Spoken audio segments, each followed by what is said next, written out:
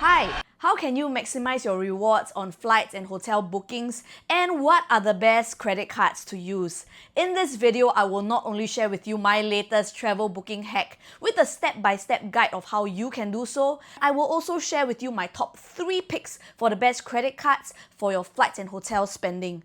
Personally, I got not just 1, but 4 rewards out of 1 booking last week from this strategy. In case you are new to this channel, hi, my name is Audz, your lobangs who shares good deals so that we can huat together. I shared this briefly in my Telegram channel, which you are welcome to join, but this video will be the most comprehensive guide for you to take and use as you will. Before we get to the best credit cards for flights and hotels, you will need to download and sign up for 2 apps to further optimize your spending.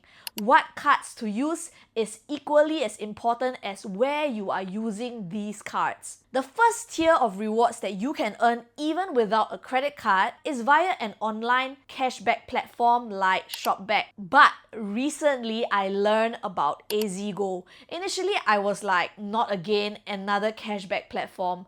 But after checking them out and doing some comparison, I was very surprised that on a regular day, AZGo offers at least 1% more cashback than Shopback. In the recent 11/11 promo, there was a 25% uncapped cashback on hotels, which means that every $100 that you spend, you get back $25, and every $10,000 that you spend, you get back $2,500 of cashback. Now I got your attention, right? I was like, let's go! But it was a very short promo, so I blasted it onto my Telegram channel and shared it with my subscribers. Feel free to use my code in the link in the description below to get some sign-up rewards if you want. But when I booked on the app, the cashback amount was actually not registered correctly. And I sent a ticket to their support on the app and I got a reply the next day and they adjusted it really quickly. And if you really want your cashback to be super express, you can also upload the screenshots of your purchase on the app. Once you have completed the booking after your flight or stay, you can click on your profile and click on withdraw, and you can choose to withdraw it to your PayNow, PayPal or local bank transfer, all for free.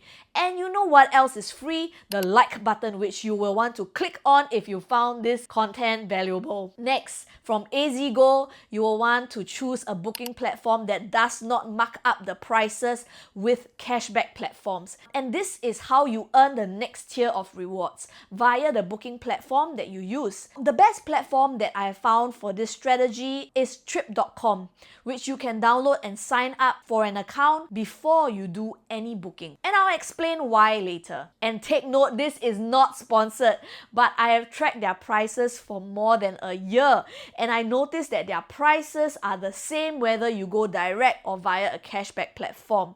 And this is very, very important because when I tried to book on Agoda or booking.com through AZGo or Shopback, the prices are almost always marked up or more expensive than if I were to go direct. Imagine thinking that you are going to get a 12% cashback on Agoda, but actually the prices have been marked up by 12%. Trip.com is the only one that I found that does not do that. Trip.com also has a rewards program that allows you to get 1 free lounge pass at Platinum tier, which you can achieve with just 3 eligible bookings in a year and 2 free lounge passes with 8 eligible bookings in a year at Diamond tier. I managed to get Diamond tier from my travels to New Zealand and Vietnam this year. And even without a credit card, you could still book a 1-night staycation in Johor Bahru, and that will be an eligible booking that could contribute to the progression of your tier. Trip.com also has one of the best promotions that I've seen on their platform or through cashback platforms. And I repeat, I am not sponsored. Finally, every purchase on trip.com earns you trip coins that you can use to offset your next flight or hotel or any bookings on trip.com for that matter.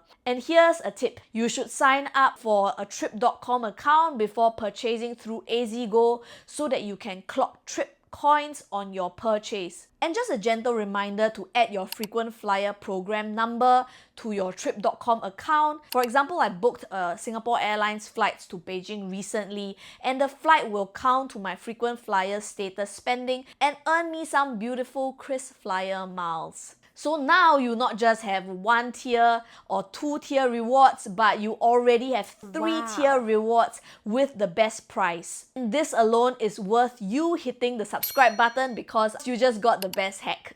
Then now we can stack the credit cards on top of it for the final tier.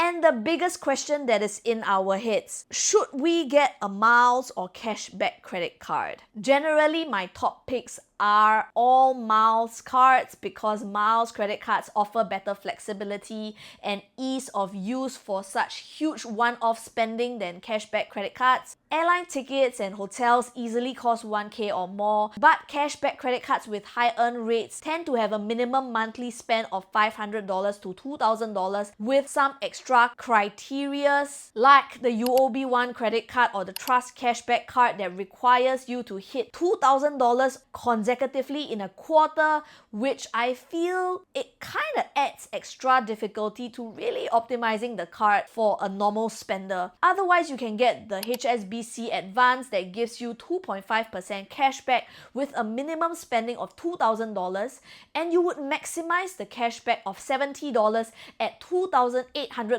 of spending. This means that beyond $2,800 of spending, you will not get any more cashback. So what are the best credit cards for flights and hotels in local and foreign currency? Here are my top picks. Number 1, the DBS Women's World Mastercard, which gives you 4 miles per dollar of 1.5k of online spending per calendar month, and it has no minimum spend required. If you are spending more than $3,000, sometimes it's not a bad idea to split the transaction and purchase date and just use one card. Like I pay for 1.5k spending on the 31st of January, and I pay for another 1.5k of spending on the 1st of February on my DBS Women's World Mastercard. Even though its eligibility criteria is 80k, but there are so many reports of people who have been able to get the card even when they did not hit the income. So I would say just try lah.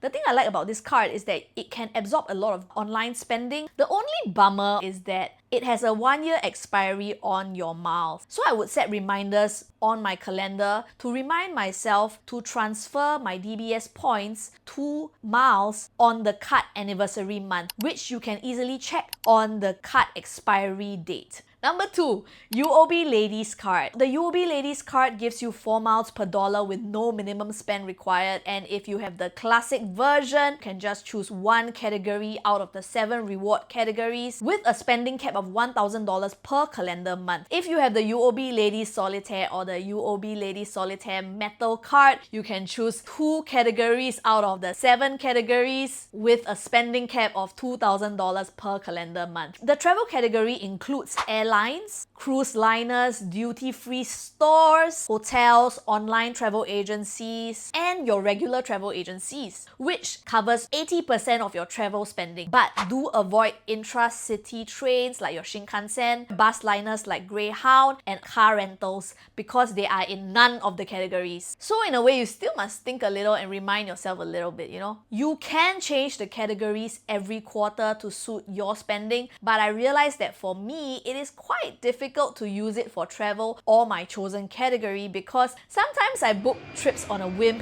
when I'm trying to escape from the responsibilities of life. Then I realize that my chosen category is beauty and family, so I can't use the card at all. But if you are someone who is pretty consistent and you know when you will travel and you can plan your travel spending, then this is a good card to add to your arsenal of cards. Maybe this is an unpopular opinion, but I would not pair this with the UOB Ladies Savings Account when I can do a lot more with that money. And number 3, UOB KrisFlyer card. The UOB KrisFlyer card gives you an unlimited 3 miles per dollar, but you have to spend $800 annually on KrisShop, Singapore Airlines or Scoot. The way this card works is that it gives you 1.2 miles per dollar on your regular spending, but it gives you 1.8 miles per dollar on bonus categories like selected travel agencies, and I mean selected. it must be from these agencies: Agoda, Airbnb, Booking.com, Expedia, Hotel.com, Caligo, Traveloka, Trip.com, and UOB Travel. Anything outside of this list does not give you the bonus earn rate. Other bonus categories include online shopping, online food deliveries, dining, and transport, which covers a lot of common spending categories. This is suitable for high spenders who can easily clock 2K or more spending in a month on the bonus categories, and you just want 1 miles credit card for everything, and you love Singapore Airlines, and you have no problem spending $800 on Singapore Airlines flights. And so these are the 3 cards that will be able to absorb all of your flights and hotels. Of course, as a reminder from your lobangs, pay your credit card bills on time and in full. Lobangs does not want to create a lobang in your pocket. The goal is to help you squeeze more out of your spending, like my favorite sugarcane water. I hope this helps. Follow sis if you want lah. Okay, thanks, bye!